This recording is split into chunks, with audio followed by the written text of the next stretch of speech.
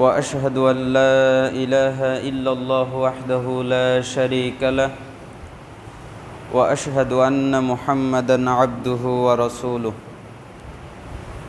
أما بعد فإن خير الحديث كتاب الله وخير الهدى هدى محمد صلى الله عليه وسلم وشر الأمور محدثاتها وكل محدثة بدعة وكل بدعة ضلالة وكل ضلالة في النار قال الله سبحانه وتعالى وما آتاكم الرسول فخذوه وما نهاكم عنه فانتهوا واتقوا الله إن الله شديد العقاب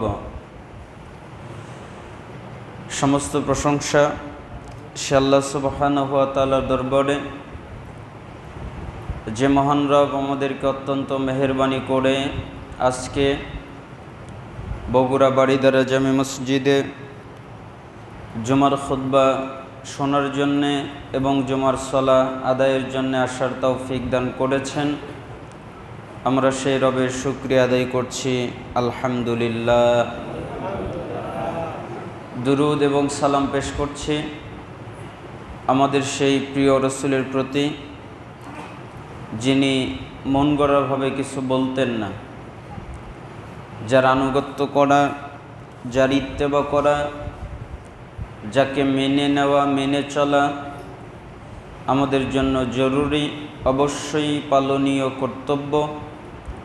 সেই প্রিয় রাসূলের প্রতি দুরুদ এবং সালাম পেশ করছি সাল্লাল্লাহু আলাইহি ওয়াসাল্লাম।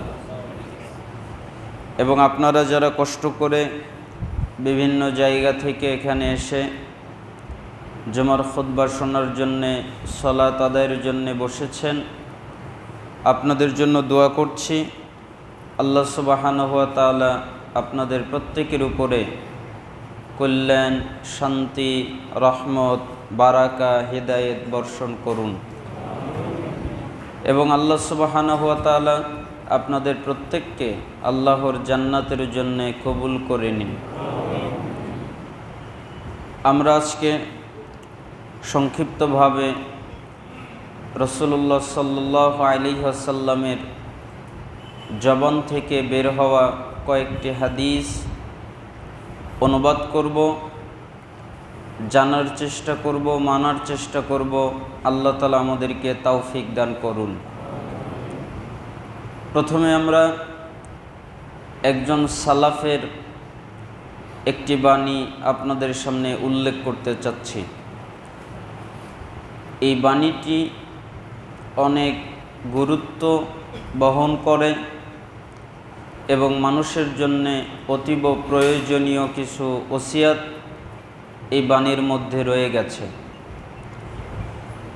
জামি বায়ানিল ইলমি ওয়া ফাদলিহি উক্ত কিতাবের 1220 নম্বর বর্ণনা এটা। ইব্রাহিম ইবনে আদহাম রহিমাহুল্লাহ তিনি বলেন, আরাফতুমুল্লাহ ফালাম তুআদ্দু হাক্কাহু। তিনি বলেন যে একজন লোক আমার কাছে আসলো, এরপরে এসে আমাকে জিজ্ঞেস করলো, হে ইব্রাহিম ইবনে আদহাম, আপনি অনেক জ্ঞানী মানুষ, আলেম মানুষ, আপনার অনেক জ্ঞান আছে, তো আপনার কাছে একটা বিষয় আমি জানতে চাচ্ছি। আমি তখন তাকে বললাম, তুমি কি জানতে চাও? সে বলল, আল্লাহ তাআলা বলে দিয়েছেন পবিত্র কোরআনে যে তোমরা আমাকে ডাকো, আমি তোমাদের ডাকে সাড়া দিব। অর্থাৎ আমরা যদি আল্লাহকে ডাকি তাহলে আল্লাহ আমাদের ডাকে সাড়া দিবেন, এ কথা আল্লাহ বলেছেন। কিন্তু আমি আল্লাহকে অনেক ডাকি, অনেক প্রার্থনা করি, আল্লাহর কাছে অনেক কিছু চাই, কিন্তু আল্লাহ আমার ডাকে সাড়া দেয় না, আমার চাওয়াটা পূরণ করে না, আমি যা চাই তা পাই না। আপনি কি বলতে পারেন কেন তিনি আমার ডাকে সাড়া দেয় না? তখন ইব্রাহিম ইবনে আদহাম রহিমাহুল্লাহ বললেন, 5 কারণে আল্লাহ সুবহানাহু ওয়া তাআলা বান্দাদের ডাকে সাড়া দেয় না। যখন কোনো বান্দা 5টা পাপ করে, 5টা গুনাহ করে, 5টা অন্যায় করে, তখন আল্লাহ তাদের ডাকে সাড়া দেওয়া বন্ধ করে দেয়। তখন সে আমাকে জিজ্ঞেস করলো, তাহলে আপনি বলেন সেই 5টা কারণ কি? ইব্রাহিম ইবনে আদহাম রহিমাহুল্লাহ তখন জবাব দিলেন, 5টি কারণ হলো: 1, আরাফতুমুল্লাহ ফালাম তুআদ্দু হাক্কাহু, তোমরা আল্লাহর পরিচয় পেয়েছো কিন্তু আল্লাহর হক আদায় করো না, এটা হলো একটা কারণ। আমরা আল্লাহর পরিচয় জানি না? জানি। আচ্ছা, আপনারা বলেন তো, আল্লাহর অস্তিত্ব আছে না নাই?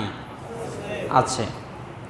আল্লাহর হাত আছে, আল্লাহর পা আছে, আল্লাহ কথা বলেন, আল্লাহ শোনেন, আল্লাহ খুশি হন, আল্লাহ রেগে যান, আল্লাহর অস্তিত্ব আছে। যদি জিজ্ঞেস করা হয় কেমন, তাহলে আমরা জবাবে বলবো, আল্লাহর জন্য যেমন প্রয়োজন আল্লাহ তেমন। তিনার যেমন হাত লাগবে তার তেমন হাত, তিনার যেমন অস্তিত্ব লাগবে তার তেমন অস্তিত্ব, তবে আল্লাহর অস্তিত্ব আছে। তার মানে আমরা আল্লাহর পরিচয় জানি কিন্তু আল্লাহর হক আদায় করি না। আল্লাহর হক কি তুমি কি জানো? আল্লাহর হক হলো একমাত্র তার ইবাদত করা, তার সাথে কাউকে শরিক না করা, এটাই হলো আল্লাহর হক। তার মানে কেউ যদি চায় আমি আল্লাহর হক পরিপূর্ণভাবে আদায় করব, আল্লাহর হক আল্লাহকে দিয়ে দিব, তাহলে সে যেন একমাত্র আল্লাহর ইবাদত করে এবং তাকে কারোর সাথে শরিক না করে, এটা হলো আল্লাহর হক। পৃথিবীতে যতগুলো পাপ আছে সমস্ত পাপের মধ্যে একটা গুরুত্বপূর্ণ এবং ডেঞ্জারাস, জটিল এবং কঠিন পাপ শিরিকের পাপ। কেন? মানুষ যদি শিরিক করে আর শিরিক করা অবস্থায় মারা যায়, মৃত্যুবরণ করে, তাহলে তাকে জাহান্নাম থেকে বের করার আর কোনো পথ পদ্ধতি নাই। যদি সে শিরিক করা অবস্থায় মারা যায় তওবা না করে, তাহলে তাকে জাহান্নাম থেকে বের করার দ্বিতীয় কোনো পথ পদ্ধতি নাই। তার মানে যে শিরিক করে মারা যাবে তার স্থায়ী ঠিকানা হলো জাহান্নাম। আল্লাহ তাআলা বলেন সূরা নিসা 48 নম্বর আয়াতে, ইন্নাল্লাহা লা ইয়াগফিরু আন ইউশরাকা বিহি ওয়া ইয়াগফিরু মা দুনা যালিকা লিমান ইয়াশা, নিশ্চয়ই যে ব্যক্তি আল্লাহর সাথে শিরিক করে আল্লাহ তাআলা শিরিকের পাপ ক্ষমা করে না। এছাড়া যত পাপ আছে আল্লাহ যাকে চায় তাকে মাফ করে দেয়। তার মানে শিরিক যদি কেউ করে আল্লাহ তাআলা তার পাপকে ক্ষমা করে না। এছাড়া যত পাপ আছে, যত অন্যায় আছে, আল্লাহ যাকে চায় তাকে মাফ করে দেয়।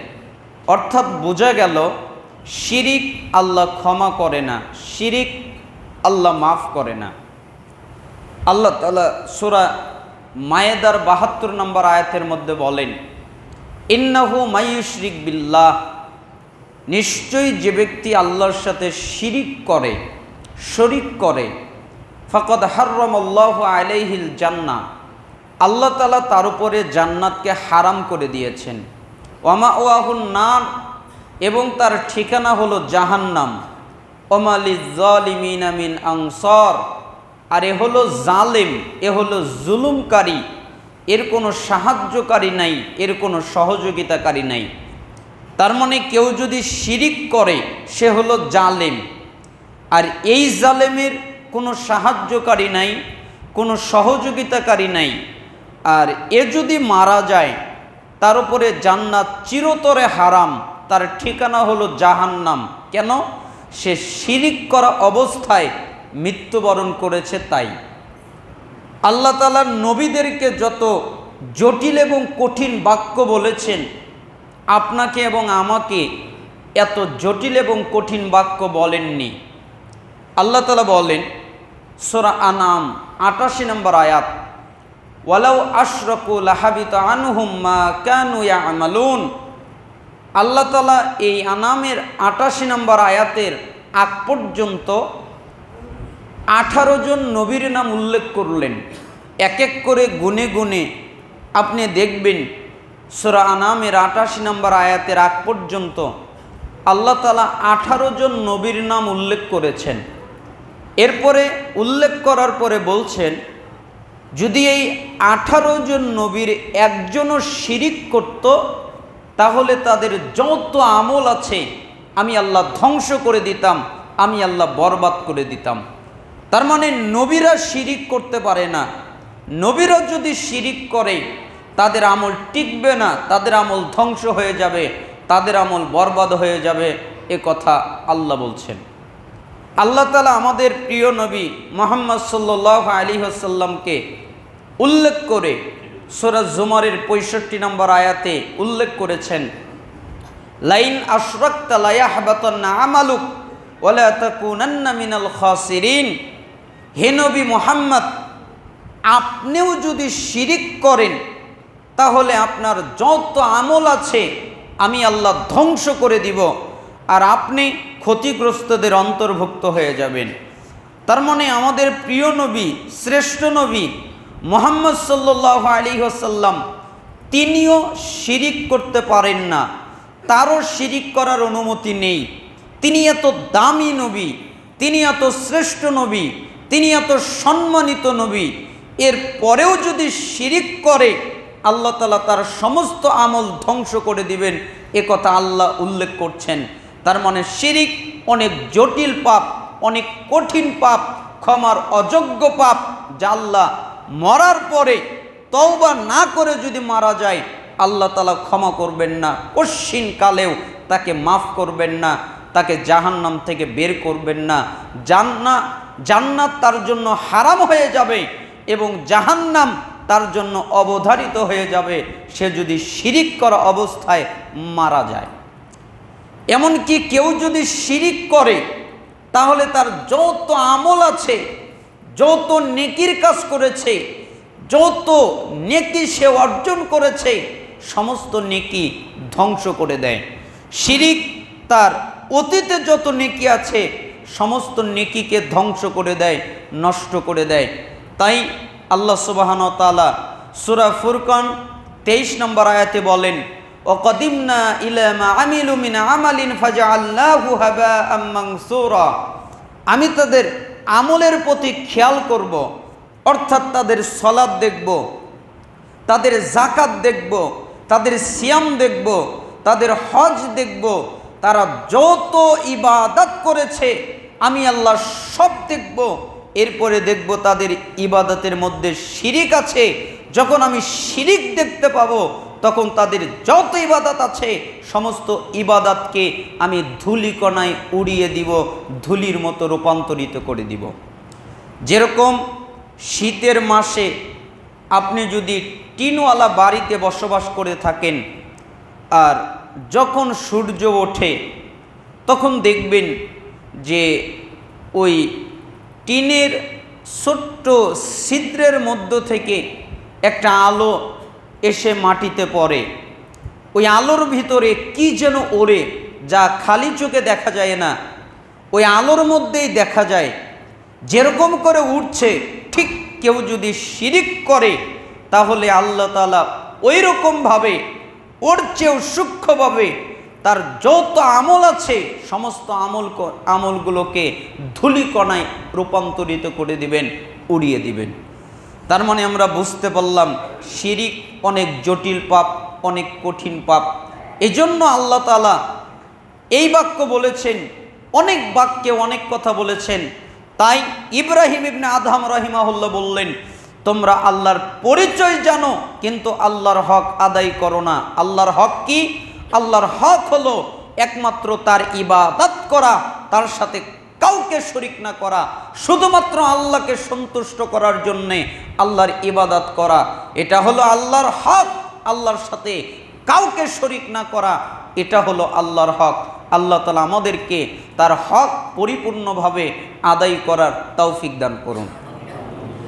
ইব্রাহিম ইবনে আদহাম রাহিমাহুল্লাহ বলেন, দ্বিতীয় কারণ, ওয়াকারাতুমুল কুরআন ফালাম তা'মালু বিমা ফীহ, তোমরা কোরআনুল কারীম পাঠ করো, তোমরা কোরআন পড়ো, তোমরা কোরআন তেলাওয়াত করো, কিন্তু ওই কোরআন অনুযায়ী তোমরা নিজেরা চলো না।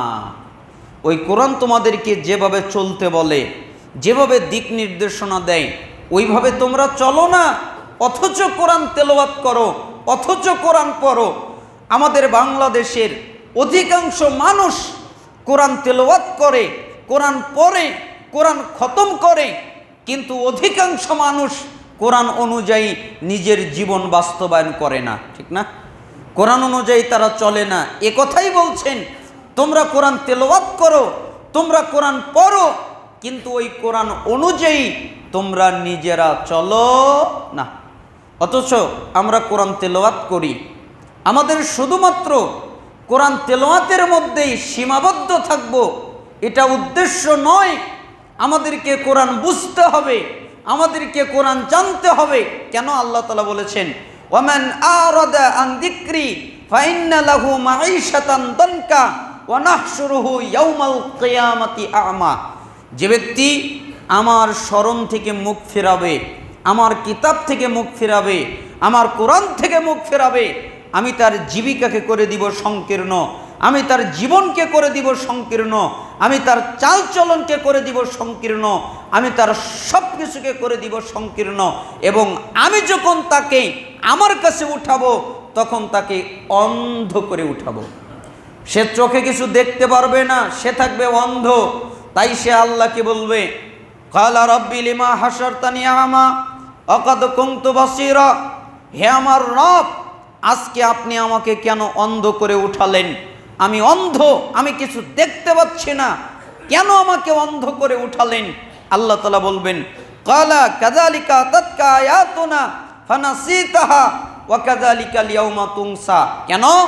তোমার কাছে যেদিন আমার আয়াত গিয়েছিল, আমার কিতাব গিয়েছিল, তুমি ওই দিন যেভাবে আমার আয়াত থেকে, আমার কিতাব থেকে, আমার কোরআন থেকে মুখ ফিরিয়ে রেখেছিলে, ঠিক আমি আল্লাহ আজকের দিনে তোমার থেকে মুখ ফিরিয়ে নিলাম।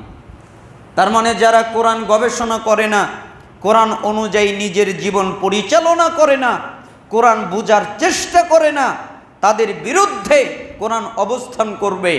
এমনকি আমরা জানি যে আল্লাহর নবী শাফায়াত করবেন, উম্মতের জন্য সুপারিশ করবেন।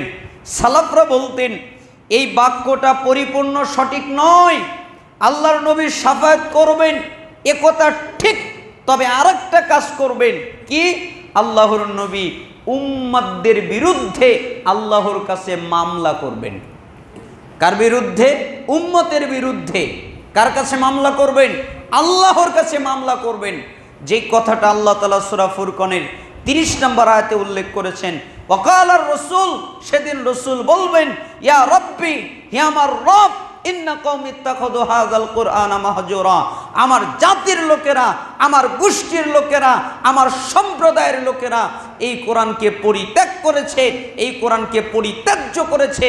এই জন্য আমি রাসূল আজকে তাদের বিরুদ্ধে মামলা দায়ের করলাম। তার মানে যত মানুষ কোরআন থেকে দূরে আছে প্রত্যেকের বিরুদ্ধে আল্লাহর নবী মামলা করবেন, মামলা দায়ের করবেন। এজন্যই তো রাসূল সাল্লাল্লাহু আলাইহি সাল্লাম বলেন, আল কোরআনু হুজ্জাতুল লাক ওয়া আলাইক, কিয়ামতের দিন এই কোরআন কারো পক্ষে কারো বিপক্ষে, হয় কোরআন তোমাদের পক্ষে থাকবে, নতুবা কোরআন তোমাদের বিপক্ষে যাবে। এই জন্য আমাদের উচিত কোরআনুল কারীম অনুযায়ী চলা, তা বুঝা, ওই অনুযায়ী আমল করা, ঠিক না?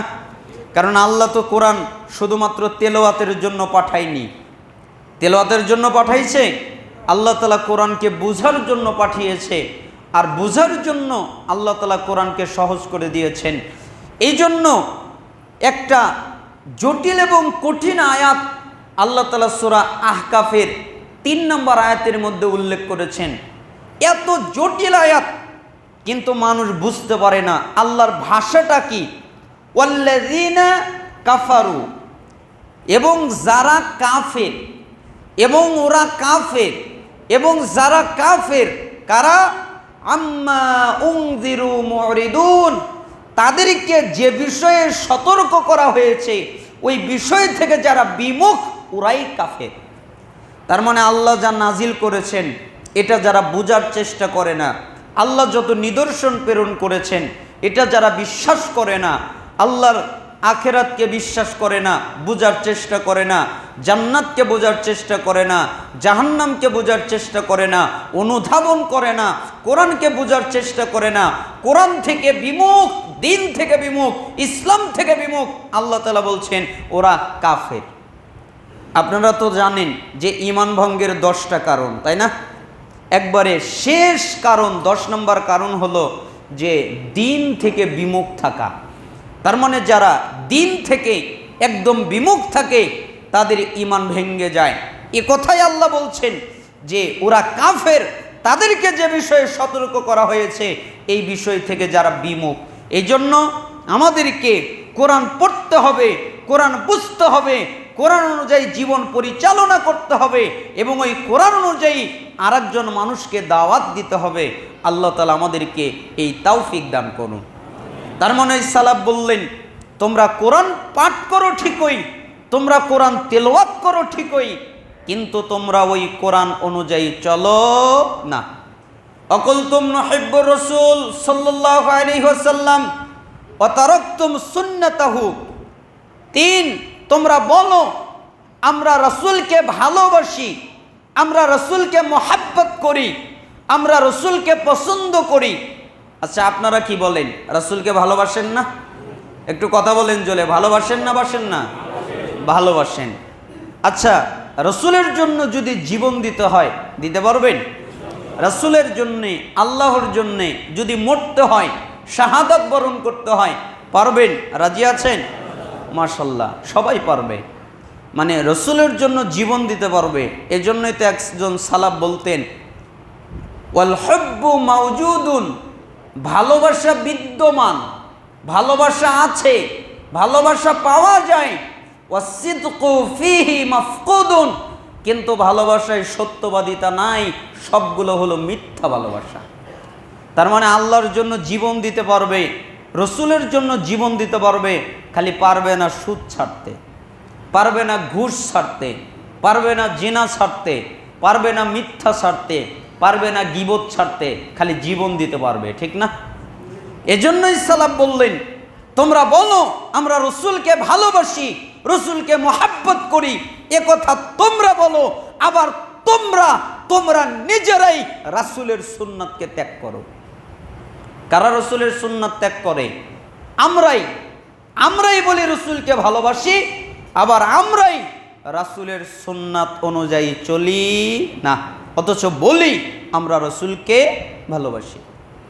যেহেতু আলহামদুলিল্লাহ আমি আজকের মাধ্যমে আপনাদের এই বারিধারা জামে মসজিদে খুতবার সূচনা করলাম, আলহামদুলিল্লাহ। তার মানে পার্মানেন্টভাবে এই মসজিদে আমি প্রত্যেক জুমায় খুতবা দিব।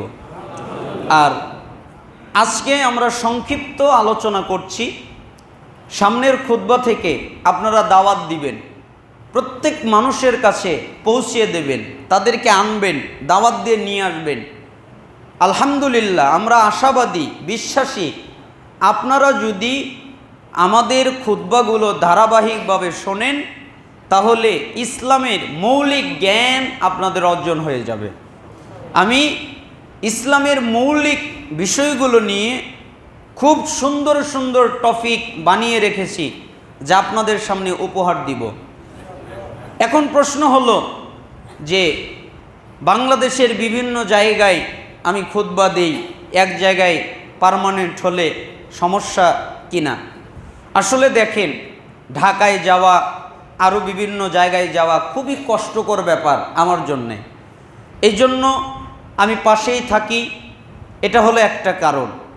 আরেকটা কারণ হলো যে একটা মসজিদে যদি নির্দিষ্ট খুতবা দেওয়া যায় তাহলে খুতবার ধারাবাহিকতা থাকে, তার মানে রিপিট খুতবা হয় না।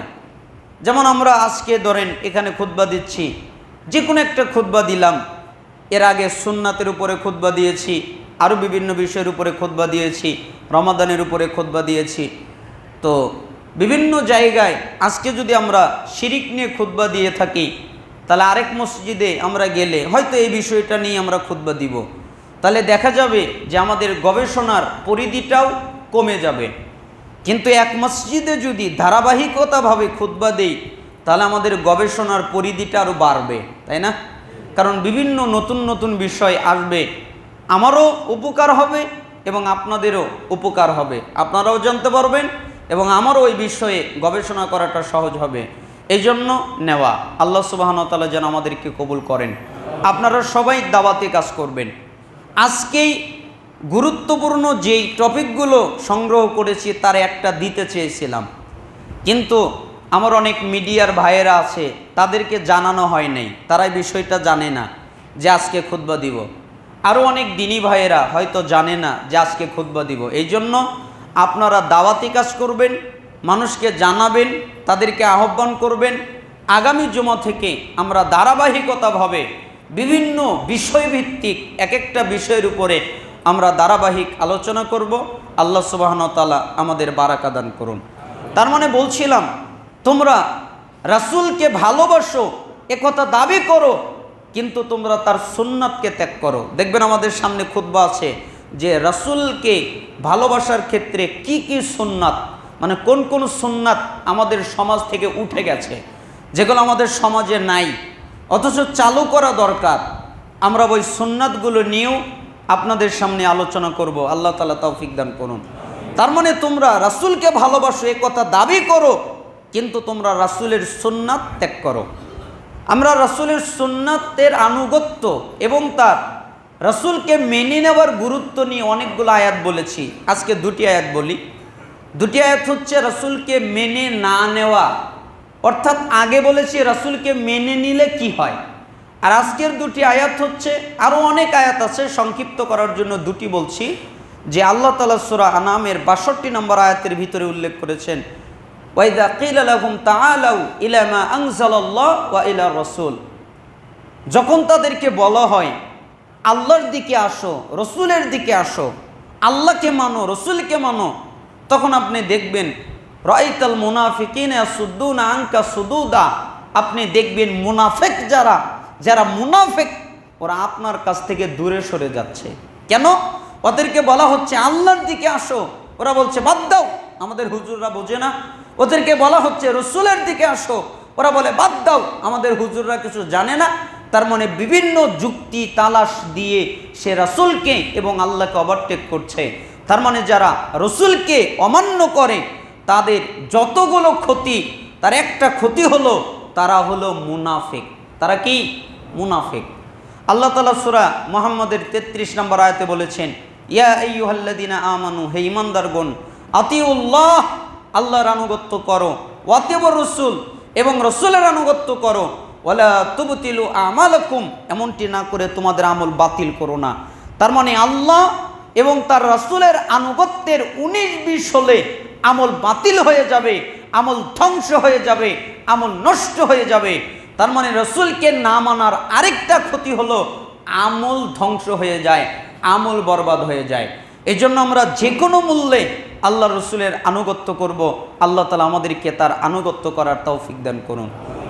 অকুলতুম নালানু ইবলিস ওয়াতাতুমুহু, 4, তোমরা বলো ইবলিশ খারাপ, ইবলিশ জঘন্য, ইবলিশ মন্দ, এ কথা তোমরা বলো, কিন্তু তোমরা নিজেরাই ওই ইবলিশেরই আনুগত্য করো।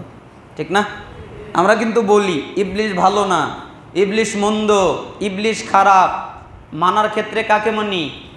ইবলিশকেই মানি। ও যা বলে, ও বলে সুদ খা তাই খাই, ও বলে ঘুষ খা তাই খাই, ও বলে জিনা কর তাই করি, ও বলে ব্যভিচার কর তাই বলি, ও করে গীবত কর তাই করি, ও বলে মিথ্যা বল তাই বলি। কেন?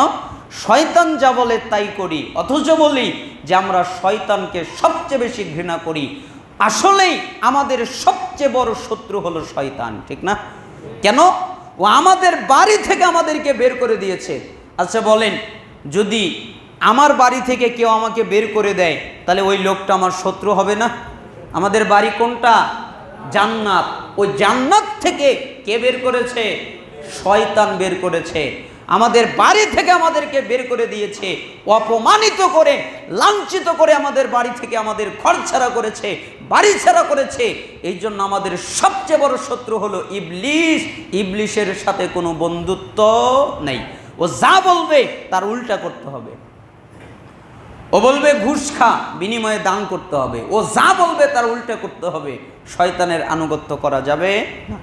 অল খামিসাতু তারাকতুম উয়ুবাকুম ওয়া আখাযতুম ফি উয়ুবিন নাস। বাস, তোমরা নিজেকে নিয়ে ব্যস্ত না হয়ে আরেকজনকে নিয়ে ব্যস্ত হয়ে যাও। তার মানে নিজে যে পাপ করো এই চিন্তা নাই, নিজে যে গুনাহ করো এই চিন্তা নাই, নিজে যে অন্যায় করো এই চিন্তা নাই। তোমার চিন্তা কি? ও ভালো না, কেন? ও খারাপ কেন? ও গীবত করে, ও ঝগড়া করে, ও মিথ্যা বলে, ও চগলখুরি করে, ও সুদ খায়, ও ঘুষ খায়। ও খায় সুদ, ও খায় ঘুষ, আর আমি করি গীবত। আচ্ছা বলেন তো, সুদ বেশি বড় পাপ না গীবত বড় পাপ? গীবত বড় পাপ। কেন? সুদের পাপ আল্লাহ ইচ্ছা করলে ক্ষমা করে দিতে পারেন, কিন্তু গীবতের পাপ আল্লাহ কি ক্ষমা করে দিবেন? আল্লাহ নেকির বদলা দিয়ে দিবেন, কিন্তু ক্ষমা করবেন না। নেকি দিয়ে আরেকজনকে পুষিয়ে দিবেন, কিন্তু যদি তা পুষে না যায়, তার গুনাহ তার কাঁধে দিয়ে তাকে জাহান্নামে নিক্ষেপ করা হবে। তার মানে গীবতের পাপ আল্লাহ ক্ষমা করে না। এই জন্য সালাফ বললেন, তোমরা নিজেকে নিয়ে চিন্তা করো, আরেকজনকে নিয়ে চিন্তা করার তোমার দরকার নাই। 5 কারণে আল্লাহ তাআলা তোমাদের ডাকে সাড়া দেয় না। 1, তোমরা আল্লাহর পরিচয় জানো কিন্তু তার হক আদায় করো না।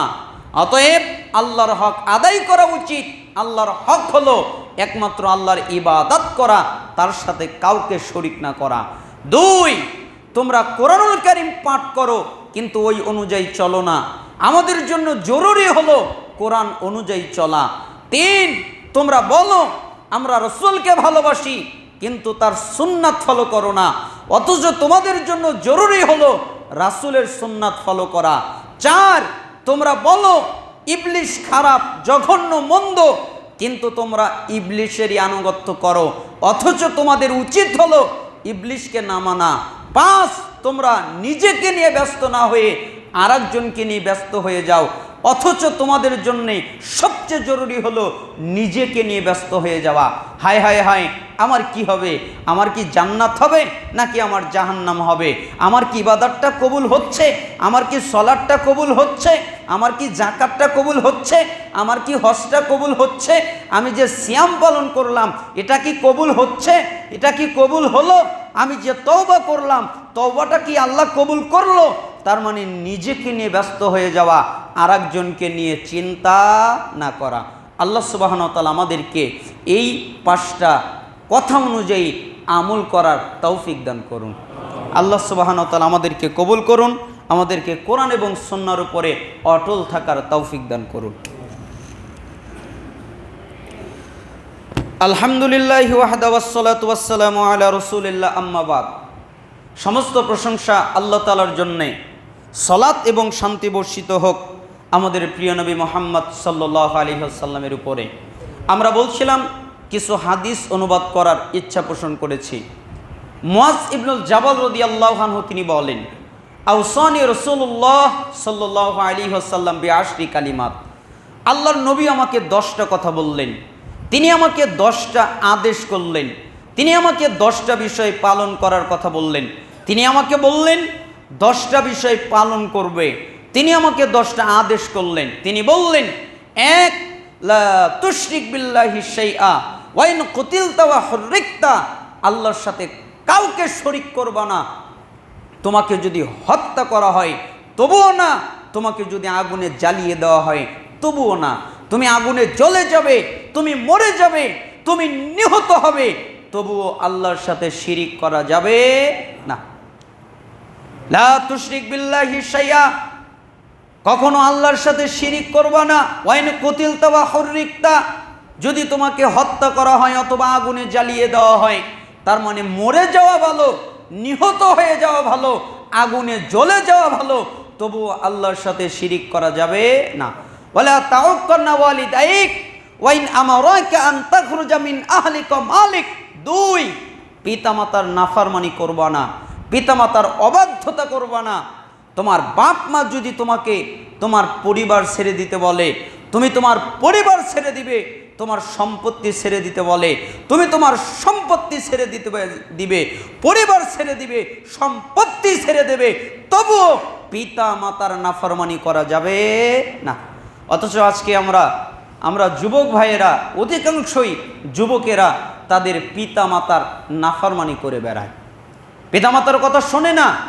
আল্লাহ সুবহানাহু ওয়া তাআলা যত জায়গায় তার ইবাদতের কথা বলেছেন, তত জায়গায় পিতামাতার সেবা করার কথা বলেছেন, আনুগত্য করার কথা বলেছেন, মানার কথা বলেছেন।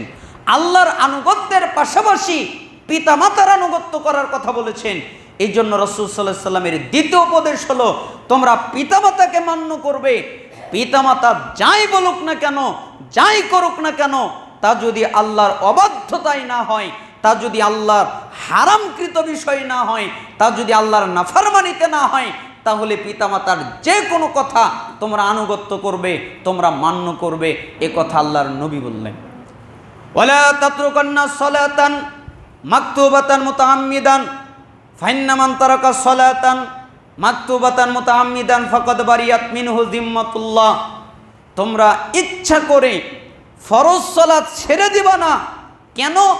যারা ইচ্ছা করে ফরজ সালাত ছেড়ে দেয়, আল্লাহ তাআলা তাদের উপর থেকে আল্লাহর দেওয়া দায়িত্ব উঠিয়ে নেয়। আল্লাহর কোনো দায়িত্ব তাদের প্রতি থাকে না। আরেকটি হাদিসে এসেছে আল্লাহর নবীর দায়িত্ব থাকে না। আরেকটি হাদিসে এসেছে আল্লাহর দ্বীনের দায়িত্ব থাকে না। তার মানে যারা সালাত আদায় করে না, ওরা আল্লাহ থেকে মুক্ত। যারা সালাত আদায় করে না, ওরা আল্লাহর দ্বীন থেকে মুক্ত। যারা সালাত আদায় করে না, ওরা আল্লাহর নবী থেকে মুক্ত। শোনেন, ব্যভিচার করলে কেউ কাফের হয় না, জিনা করলে কেউ কাফের হয় না, সুদ খেলে কেউ কাফের হয় না, ঘুষ খেলে কেউ কাফের হয় না, মানুষকে হত্যা করলে কেউ কাফের হয় না, মিথ্যা বললে কেউ কাফের হয় না, মুনাফিকি করলে কেউ কাফের হয় না, সত্যবাদিতা লুকালে কেউ কাফের হয় না, গীবত করলে কেউ কাফের হয় না। কিন্তু সালাত এমন একটা বিষয়, যে ব্যক্তি সালাত ছেড়ে দেয়, সঙ্গে সঙ্গে ওই লোকটা কাফেরে পরিণত হয়। তার মানে ইসলামে তার কোনো জায়গা নেই। সে ইসলাম থেকে মুক্ত, ইসলাম তার থেকে মুক্ত, সে আল্লাহ থেকে মুক্ত, আল্লাহ তার থেকে মুক্ত। আমাদের দেশের অনেক মানুষ বলে, কয় নামাজ না পড়লে কি হবে, আমার ঈমান ঠিক আছে। নামাজ পড়ে না, সালাত আদায় করে না, তার নাকি আবার ঈমান আছে। আরে ভাই, আপনার তো ঈমানই নাই, ঠিক থাকবে কি? আল্লাহ নবী সাল্লাল্লাহু আলাইহি সাল্লাম অন্য কোনো আমল ত্যাগ করার কারণে, অন্য কোনো পাপের কারণে তাকে কাফের বলেনি। একমাত্র শিরিকে আকবর ছাড়া, বড় ধরনের কুফরি ছাড়া তাকে কাফের বলা হয়নি। কিন্তু যারা সালাত ত্যাগ করবে, কোরআনের ভাষায়, হাদিসের ভাষায়, সাহাবীদের ভাষায়, তাবিদের ভাষায়, ইমামদের ভাষায়, তারা মুসলমান নয়, তারা হলো কাফের। আমাদের দেশের এক শ্রেণীর হুজুর আছে, ওরা আবার বলে কি জানেন? তাদেরকে আমি খাটো করছি না। তারা বলে যে নামাজ না পড়লে কাফের হয় না, অস্বীকার করলে কাফের হয়।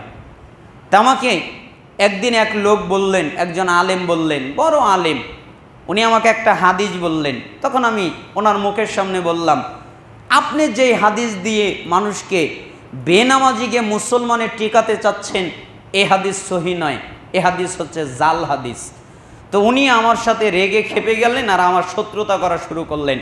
এখন পর্যন্ত আমার শত্রুতা করে, অনেক বড় মাপের আলেম। তো একজন আমাকে বললেন যে আচ্ছা বলো তো। আমি বললাম কি বলবো? সিফিনের যুদ্ধে একজন সাহাবী আর একজন সাহাবীকে হত্যা করলো, করে নাই? আমি বললাম হ্যাঁ, তা তো করেছে। আচ্ছা বলো, মানুষ মানুষকে হত্যা করলে কাফের হয়, একথা রাসূল বলেছেন। আমি বললাম কিভাবে বলেছেন? ওই যে বলেছেন, সিবাবুল মুসলিম ফুসুক ওয়া কিতালুহু কুফরুন। মুসলিমকে গালি দেওয়া হলো ফাসিকি, আর মুসলিমকে হত্যা করা হলো কুফরি। তার মানে মুসলিমকে হত্যা করাটা কি? আমি বললাম কুফরি। তাহলে কেউ যদি হত্যা করে কি করলো? আমি বললাম কুফর করলো। তাহলে কুফর করলে কি হয়? আমি আর কিছু বললাম না। উনি বললেন কুফর করলে কাফের হয়। আমি বললাম আচ্ছা, আপনার যুক্তি মেনে নিলাম। সিফিনের যুদ্ধে মানুষ মানুষকে হত্যা করলো, এই কারণে তাদেরকে কি কাফের বলা যাবে? আমি বললাম না না না, সাহাবীদেরকে তো কাফের বলা যাবে না। কই যেরকমভাবে মুমিন মুমিনকে হত্যা করলে হাদিস দ্বারা প্রমাণিত কুফর কাফের হয়, কিন্তু সিফিনের যুদ্ধে সাহাবী সাহাবীকে হত্যা করলো, এই জন্য তারা কাফের হয় না। তাই কেউ নামাজ ছেড়ে দিলেও কাফের হয় না। দলিল। তখন আমি ওনাকে বললাম আপনার দলিলটা চমৎকার, তবে আল্লাহ আপনাকে বুঝ দেয় নাই। কেন? আল্লাহর নবী বলেছেন মাইরিদিল্লাহু বিহি খায়রান ইউফাক্কিহু ফিদ্দীন। আল্লাহ যার কল্যাণ চান, আল্লাহ যার ভালো চান, আল্লাহ যার মন্দ চান না, উত্তম চান, কল্যাণ চান, ভালো চান, তাকে ইলমের গভীরতা দান করেন। তার মানে তাকে শুধু ইলমই দেন না, ওই বাক্যটা, ওই আয়াতটা বুঝার মতো যোগ্যতা আল্লাহ তাকে দান করেন। আল্লাহ আপনাকে বুদ্ধি দেয়নি, তাই আপনি বুঝতে পারেননি। আমার উপরে খুব ক্ষেপে গেল। তখন আমি বললাম সিবাবুল মুসলিম ফুসুক ওয়া কিতালুহু কুফরুন, এই কুফর মারেফা না নাকেরা? তখন উনি বললেন নাকেরা। আচ্ছা, নাকেরার কারণে কেউ কি প্রকৃত কাফের? কয় না, তা তো হয় না। তাহলে দেখেন মুসলিমের ৮২ নম্বর হাদিস, ইন্না বাইনার রাজুল ওয়া বাইনাশ শিরক ওয়াল কুফর তারকুস সালাহ। নিশ্চয় একটা কাফের, একটা মুশরিক, এর মধ্যে পার্থক্য হলো সালাত। যারা সালাত আদায় করে ওরা ঈমানদার, যারা সালাত আদায় করে না ওরা কাফের। তিরমিজি 2618 নম্বর হাদিস, বাইনাল কুফরি ওয়াল ঈমান তারকুস সালাহ। নিশ্চয় একটা ঈমানদার আর একটা কাফের, এদের মধ্যে পার্থক্য সালাত। যারা সালাত আদায় করে ওরা ঈমানদার, যারা সালাত আদায় করে না ওরা কাফের। আচ্ছা বলেন তো, এই কুফর শব্দটা মারেফা না নাকেরা? কয় মারেফা। তাহলে মারেফা হলে কি হয়? কয় প্রকৃত কুফর হয়। তাহলে যারা সালাত আদায় করে না ওরা কি কাফের? উনি বললেন ওরা তাহলে প্রকৃতই কাফের। আসলেই তাই, কারণ ওই কুফরের আগে আলিফ লাম নাই, কিন্তু সালাত ত্যাগ করার ক্ষেত্রে রাসূল যেই কুফর ব্যবহার করেছেন, এই কুফরের আগে আলিফ লাম ব্যবহার করেছেন। ইন্না বাইনার রাজুল, রজুল শব্দের আগে আলিফ লাম আছে। অশিরক, শিরিক শব্দের আগে আলিফ লাম আছে। অল কুফর, কুফর শব্দের আগে আলিফ লাম আছে। তার মানে এটা বড় কুফর, এটা বড় শিরিক, এটা মুসলিম ব্যক্তি। নিশ্চয়ই যে ব্যক্তি, একটা মুসলিম ব্যক্তি আর একটা কাফের ব্যক্তি, একটা মুশরিক ব্যক্তি, এর মধ্যে পার্থক্যই হলো নামাজ। আবার বাইনাল কুফরি ওয়াল ঈমান, ঈমানের আগে আলিফ লাম আছে, কুফরের আগে আলিফ লাম আছে। তার মানে যার সালাত আছে তার ঈমান আছে, সত্যিকারের ঈমান। যার সালাত নাই তার সত্যিকারের ঈমান নাই, ও হলো সত্যিকারের কাফের। আরেকদিন আরেক জায়গায় আলোচনা করছিলাম সালাত পরিত্যাগকারী কাফের। তাই একজন হুজুর আমাকে বললেন আপনি ভুল ফতোয়া দিলেন কেন? আমি বললাম কি ভুল ফতোয়া দিয়েছি? আপনি বললেন যারা সালাত ত্যাগ করে না ওরা তো কাফের, কিন্তু তা তো বলা যাবে না। তাহলে কি বলতে হবে? যারা শিরিক করে ওরা কাফের। নামাজ যারা আদায় করে না ওরা তো আর শিরিক করে না। তখন আমি বললাম আপনি মনে হয় ইবনে মাজার হাদিসটা পড়েন নাই। কি হাদিস? ইবনে মাজার 1080 নম্বর হাদিস, লাইসা বাইনাল আবদ ওয়াশ শিরক ইল্লা তারকুস সালাহ। নিশ্চয়ই একটা মুশরিক, একটা কাফের, একটা মুসলিম, এদের মধ্যে পার্থক্য সালাত। যে ব্যক্তি সালাত ছেড়ে দিল ফাকাদ আশরাক, ওই ব্যক্তি শিরিক করলো। এবার কি করবেন? আপনি তো বললেন যারা শিরিক করে ওরা কাফের, কিন্তু যারা সালাত ত্যাগ করলো ওরাও তো মুশরিক, এ কথা তো আল্লাহর নবী বললেন। তার মানে ওরাও শিরিককারী। শিরিক মানে কি? কয় আল্লাহর ইবাদতে অন্য কাউকে শরিক করা। তাহলে বলেন তো সালাত কার ইবাদত? আপনারা বলেন সালাত কার ইবাদত? আল্লাহর ইবাদত। আর সালাত না পড়া কার ইবাদত? শয়তানের ইবাদত। আপনি আল্লাহর ইবাদত বাদ দিয়ে শয়তানের ইবাদত করবেন আর বলবেন শিরিক হয় না, এটা কি হতে পারে? এই জন্য যারা সালাত আদায় করে না ওরা হলো মুশরিক। যত সংশয় তৈরি হয় মানুষ বেনামাজিকে মুসলমান বানাবার জন্যে, আলহামদুলিল্লাহ আমার কাছে প্রত্যেকটা প্রশ্নের জবাব আছে। এই জায়গায় আমরা বলতে চাচ্ছি সময়ের ব্যবধানে আল্লাহর নবী বলেছেন, আল আহদুল্লাযী বাইনানা ওয়া বাইনাহুমুস সালাহ ফামান তারাকাহা ফাকাদ কাফার। আমাদের মধ্যে আর তাদের মধ্যে ব্যবধান হলো সালাত। আমরা যারা ঈমানদার তারা সালাত আদায় করি, তারা যারা কাফের তারা সালাত আদায় করে না। আল্লাহর নবী সাল্লাল্লাহু আলাইহি সাল্লামের পরবর্তী প্রজন্ম সাহাবী আলী রাদিয়াল্লাহু আনহু বলেন যে মাল্লাম ইউসাল্লি ফাহুয়া কাফিরুন, যারা সালাত আদায় করে না ওরা হলো কাফের। এমনকি পরবর্তী প্রজন্ম সাহাবী আবু দারদা রাদিয়াল্লাহু আনহু তিনি বলেন, আব্দুল্লাহ ইবনে মাসউদ রাদিয়াল্লাহু আনহু তিনিও বলেন, মান তারাকাস সালাহ ফালা দীনা লাহু, যারা সালাত ত্যাগ করে না তাদের দিন নেই, তাদের ধর্ম নেই, তারা দিন থেকে মুক্ত, তারা ধর্ম থেকে মুক্ত। এমনকি পরবর্তী সাহাবী আবু দারদা তিনি বলেন, লা ঈমানা লিমান লা সালাতা লাহু, ওই ব্যক্তির ঈমান নেই যেই ব্যক্তি সালাত আদায় করে না। ওমর ইবনুল খাত্তাব রাদিয়াল্লাহু আনহু তিনি বলেন, লা হাজ্জা ফিল ইসলাম লিমান তারাকাস সালাহ, ওই ব্যক্তির ইসলামে কোনো জায়গা নেই যেই ব্যক্তি সালাত আদায় করে না। এটা হলো সাহাবীদের ফতোয়া। তাবিরা ফতোয়া দিয়েছিলেন, কানা সাহাবু মুহাম্মদ সাল্লাল্লাহু আলাইহি ওয়াসাল্লাম লা ইয়ারাউনা শাইআম মিনাল আমাল তারকুহু কুফরুন গায়রাস সালাহ। সাহাবীরা আমলের মধ্যে কোনো আমল ছেড়ে দেওয়াকে কুফরি মনে করতেন না, একমাত্র সালাত ছাড়া। কেউ যদি সালাত ছেড়ে দিত তাহলে সাহাবীরা তাদেরকে কাফের মনে করত। আল্লাহ তাদের কাফের বলেছেন, আল্লাহর নবী তাদের কাফের বলেছেন, আল্লাহর নবীর সাহাবীরা তাদের কাফের বলেছেন, তাবিরা তাদের কাফের বলেছেন। ইমাম আহমদ বিন হাম্বল তার কিতাব উসুলুস সুন্নাহ তার ভিতরে তিনি আকীদা পরিষ্কার করেছেন, যারা সালাত পরিত্যাগ করলো ওরা কুফরি করলো, আর এই কুফরির কারণে ওরা কাফেরে পরিণত হলো। আমার কাছে একটা বই আপনাদের জন্য নিয়ে এসেছি, সেটা হলো সালাত পরিত্যাগকারীর বিধান। আমি এই বই অনেকগুলো কিনে আলহামদুলিল্লাহ অনেক মানুষের কাছে বিতরণ করেছি। উসাইমিন রহিমাহুল্লাহর লেখা এবং শেখ মতিউর রহমান মাদানী হাফিজাহুল্লাহ তিনি অনুবাদ করেছেন। আসলে আপনাদের সবাইকে ফ্রি দেওয়ার সামর্থ্য আমার নাই, এজন্য আমি দিতে পারছি না, তাই 10 পিস নিয়ে এসেছি। আমি এই মসজিদে এই 10 পিস দান করলাম। আপনাদের যাদের এই বিষয়টা খটকা লেগে যাবে, যাদের এই বিষয়টা আরও ডিটেলস জানার প্রয়োজন, তারা এই মসজিদ থেকে এই বইটা ধার নিয়ে পড়ে আবার ফিরিয়ে দিবেন। আর যারা কিনে নিতে পারবেন বিভিন্ন জায়গা থেকে, লাইব্রেরি থেকে, তাদের জন্য আরও ভালো। এইখানে উসাইমিন রহিমাহুল্লাহ স্পষ্ট করেছেন, যারা সালাত পরিত্যাগ করে তারা কাফের। কেউ যদি যোহর না পড়ে আসরের ওয়াক্ত হয়ে যায়, আসরের আজান দেয় কিন্তু যোহর পড়তে পারে নাই, তাহলেও কাফের। এবার কি আপনি বুঝতে পারছেন? বলে যে মাঝে মধ্যে পড়ে আর মাঝে মধ্যে পড়ে না, এদেরকে কাফের বলা যাবে না। শেখ সুলাইমান রুহাইলি হাফিজাহুল্লাহ মসজিদে কুবার ইমাম, তেনার একটা খুতবা শুনছিলাম।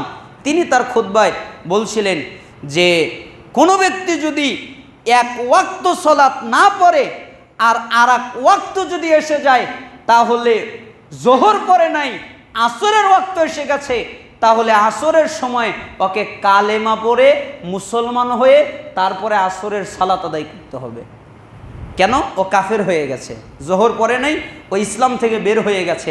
এখন ইসলামে আসতে গেলে তাকে সালাত আদায় করতে হবে। তার মানে আমি আপনাকে বোঝাতে চাচ্ছিলাম সালাত কত জরুরি বিষয়। যারা সালাত ত্যাগ করে তাদের বিলায়েত অভিভাবকত্ব চলে যায়, তারা মেয়েকে বিবাহ দিতে পারে না। যারা সালাত ত্যাগ করে তারা মক্কা মদিনায় প্রবেশ করতে পারে না। যারা সালাত ত্যাগ করে তারা কোনো পশু জবে করতে পারে না, গরু জবে করতে পারে না, মুরগি জবে করতে পারে না। কেন? জবে করলে ওটা খাওয়া হালাল হবে না, হারাম হবে। যারা সালাত ত্যাগ করে তারা যদি মারা যায়, তাদের জানাজা নেই, তাদের জন্য দোয়া নেই, কোনো মানুষ তাদের জানাজা পড়তে পারবে না, কোনো মানুষ তাদের জন্য দোয়া করতে পারবে না। যত মানুষ তাদের জানাজা পড়বে তত মানুষ পাপীতে গণ্য হবে। কেন? আল্লাহ তাআলা সূরা তাওবার 84 নম্বর আয়াতে নিষেধ করেছেন বেনামাজির জানাজা না পড়তে। আপনি কেন পড়লেন? অতএব বেনামাজির কোনো জানাজা নেই, বেনামাজির গোসল নেই, বেনামাজির কাফন নেই, বেনামাজিকে মুসলমানের কবরস্থানে দাফন করা বৈধ নেই। আর দাফন করার সময় বিসমিল্লাহি ওয়া আলা মিল্লাতি রাসূলিল্লাহ এটা পড়া বৈধ নেই। কেউ কেউ মজা করে বলেছিলেন যে বেনামাজি মারা গেলে পড়বে বিসমিল্লাহি ওয়া আলা মিল্লাতি ইবলিস, আমি তোকে ইবলিসের মিল্লাতে রাখলাম। তার মানে তুই সারা জীবন ইবলিসকে মানতি, তাই তোকে ইবলিসের মিল্লাতে রাখলাম, রাসূলের মিল্লাতে তোকে রাখলাম না। তার মানে যারা সালাত আদায় করে না তারা মুসলমান নয়। এবার আপনারা বলেন খালি জুমা পড়লেই হবে না 5 ওয়াক্ত আদায় করতে হবে? রাজি আছেন সবাই? আল্লাহ সুবহানাহু ওয়া তাআলা আমাদেরকে কবুল করুন। আমরা শুধু জুমা পড়বো না, জুমা পড়লে শুধুমাত্র মুসলমান থাকা যায় না, 5 ওয়াক্ত সালাত আদায় করতে হবে। এই জন্য আল্লাহর নবী বললেন তোমরা সালাত আদায় করবে, সালাত আদায় না করলে আল্লাহর দায়িত্ব উঠে যায়। ওয়াইয়াকা, এরপরে আল্লাহর নবী সাল্লাল্লাহু আলাইহি সাল্লাম বললেন ওয়ালা তাশরাবান্না খামরান ফাইন্নাহু রাসা কুল্লি ফাহিশা, তোমরা নিশাদার দ্রব্য পান করবা না, বিড়ি, সিগারেট, গুল, জর্দা, তামাক এগুলো পান করবা না। এগুলো হলো নিশাদার দ্রব্য। কেন? এগুলো পান করলে বিবেক হারিয়ে যায়, জ্ঞান হারিয়ে যায়, এগুলো খাওয়া যায় না। আর এগুলো হলো সমস্ত অশ্লীলতার মূল, সমস্ত পাপের মূল। যত মানুষ হত্যা করে, মার্ডার করে এবং ব্যভিচার করে এবং মানুষের উপরে টর্চার করে এবং জিনা করে এবং যতগুলো মানুষ, অধিকাংশ মানুষ যারা রেপ করে, ধর্ষণ করে, তারা অধিকাংশই হলো মাতাল। তারা মদে আসক্ত, তারা ইয়াবায় আসক্ত, তা না হলে যে কোনো নিশাদার দ্রব্যতে তারা আসক্ত।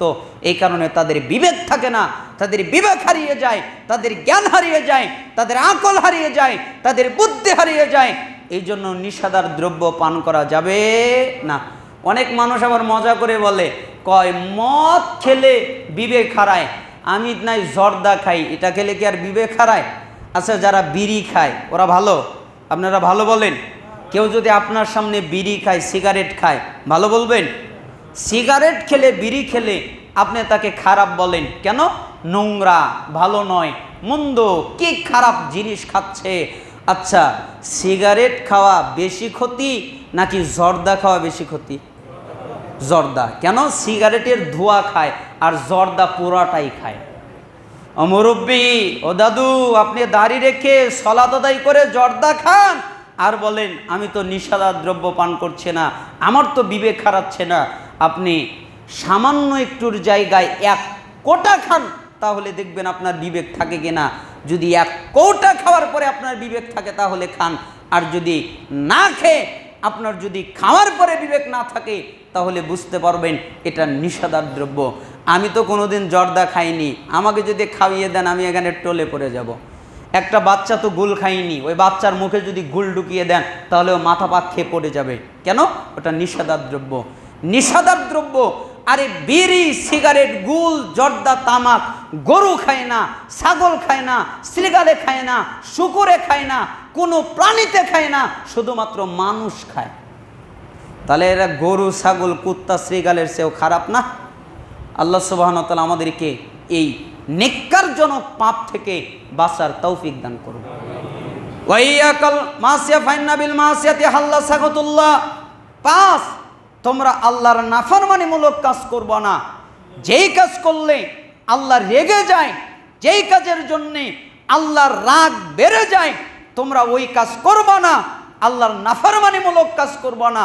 তার মানে যেই কাজ হারাম, যেই কাজের কারণে আল্লাহ রেগে যায়, ওই কাজ করা যাবে না। তোমরা জিহাদের ময়দান থেকে পালাবা না। যদিও সমস্ত মানুষ মারা যায়, জিহাদের ময়দানে আমাদেরকে অনেক সময় যেতে হয়, প্রয়োজন পড়ে। কখন যেন আমাদের প্রয়োজন পড়ে যায়, ডাক পড়ে যায়। তোমরা কখনো মহামারী কবলিত এলাকায় যাবে না। সমস্ত লোক যদি মারা যায় তবু ওই এলাকায় যাবে না। আর ওই এলাকায় গেলে তোমরা ওই এলাকা থেকে বের হবা না। ও আনফিকালা ইয়ালিকা মিন তৌলিক, তুমি তোমার পরিবার পরিজনের জন্য ব্যয় করবে, কিপটামি করে তাদেরকে কষ্ট দিবা না। ওয়ালা তারফানুহুমা সাকা আদাবা, তুমি তোমার পরিবারের লোককে আদব কায়দা শিক্ষা দেবে, স্ত্রীকে, সন্তানকে, ভাইকে, বোনকে আদব কায়দা শিক্ষা দেবে। ওয়াখিফুম ফিল্লাহ, এবং তাদেরকে আল্লাহর ব্যাপারে ভয় দেখাবে। স্ত্রীকে বলবে আল্লাহকে ভয় করো, সন্তানকে বলবে আল্লাহকে ভয় করো, পরিবার পরিজনকে বলবে আল্লাহকে ভয় করো, সবাইকে আল্লাহকে ভয় করো। আল্লাহ সুবহানাহু ওয়া তাআলা আমাদেরকে এই 10টা উপদেশ আমল করার তৌফিক দান করুন। 1, শিরিক করবা না। 2, পিতামাতার নাফরমানি করবা না। 3, ইচ্ছা করে সালাত আদায় করবা, ছেড়ে দিবা না। 4, কখনো নিশাদার দ্রব্য পান করবা না। 5, আল্লাহর নাফরমানিমূলক কাজ করবা না। 6, জিহাদের ময়দান থেকে পালাবা না। 7, মহামারী কবলিত এলাকা থেকে পালাবা না। 8, পরিবার পরিজনের জন্য ব্যয় করবে, কিপটামি করে কষ্ট দিবা না। 9, পরিবারের লোককে আদব কায়দার শিক্ষা দেবে, প্রয়োজনে তাদেরকে লাঠি ব্যবহার করবে। 10, তাদেরকে আল্লাহর ব্যাপারে ভয় দেখাবে। মিশকাত 61 নম্বর হাদিস, মুসনাদে আহমদ 21570 নম্বর হাদিস। আমরা 5টা হাদিস অনুবাদ করতে চাচ্ছিলাম, কিন্তু সময়ের ব্যবধানে আমাদের একটি হাদিসেই সময় পার হয়ে গেছে। আল্লাহ সুবহানাহু ওয়া তাআলা আমাদেরকে যতটুকু কথা বললাম তার উপরে আমল করার তৌফিক দান করুন। আর আপনারা সবাই দাওয়াতি কাজ করবেন, মনে থাকবে তো? সবাই দাওয়াতি কাজ করবেন একজন আরেকজনকে, কারণ আপনি যদি একজনকে দাওয়াত